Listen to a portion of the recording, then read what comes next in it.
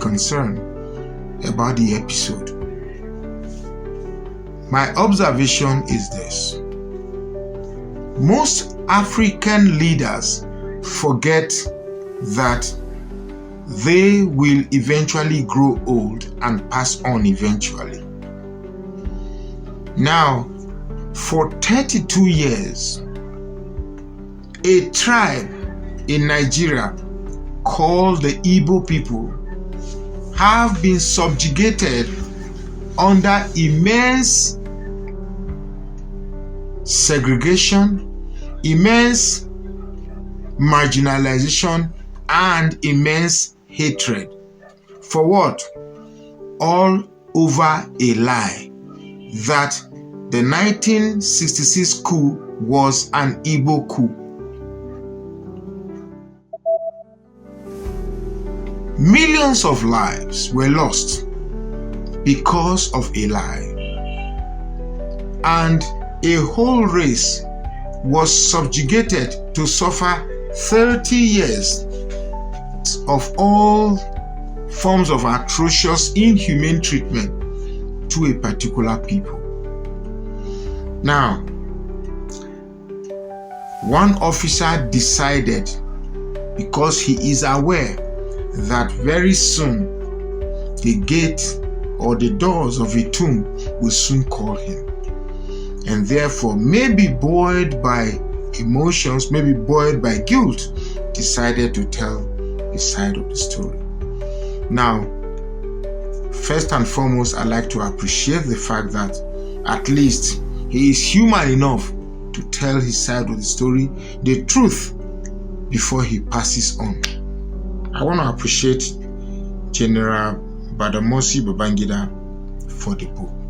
It's a huge eye-opener and offers a whole new perspective to the Nigerian issues or to the Nigerian discourse.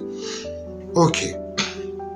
One thing that I must immediately say before I jump to the conclusion is that in that book launch, it's more or less like launching a book and inviting all the thieves in Nigeria to come and be part of that book. It was more or less like a gathering of all the hypocrites that have called themselves politicians in Nigeria.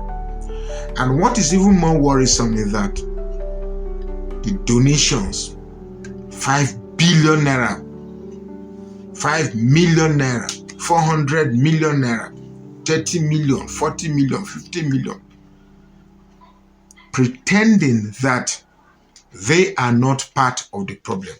But that's something Nigerians are all already used to. The main thing about this video is the Igbo question. Now that we have known that the Igbos have been wronged and have been subjected to live under a lie for 32 years, what should be the most appropriate Nigerian response to this revelation?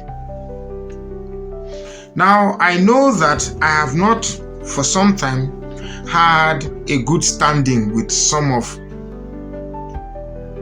let me put it, the Igbo agitators for Biafra.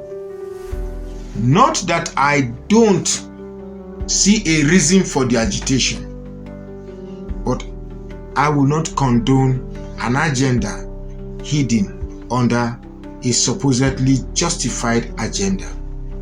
That being said, Nigeria has indeed offended the Igbo race.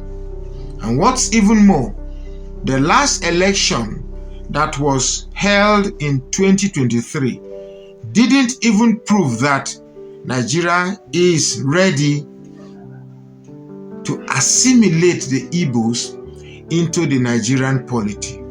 It's almost as if somewhere in an unwritten statement there is a conclusion that the Igbos must remain subjugated and not be involved in the scheme of things in the Nigerian polity. The 2023 election opened a whole truth that even the best of the Igbo race is not acceptable to be the president of the Federal Republic of Nigeria.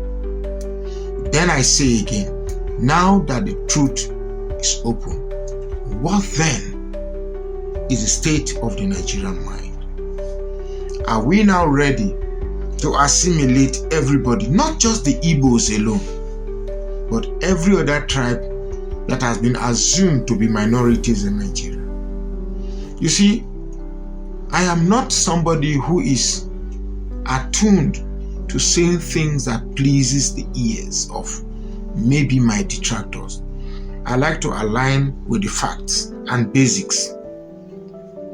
The Igbo tribe is one of many tribes in Nigeria.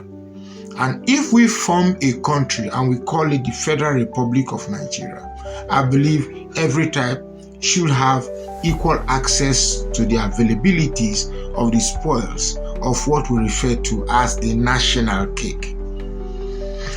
Well, I am not really in the mood to say much, but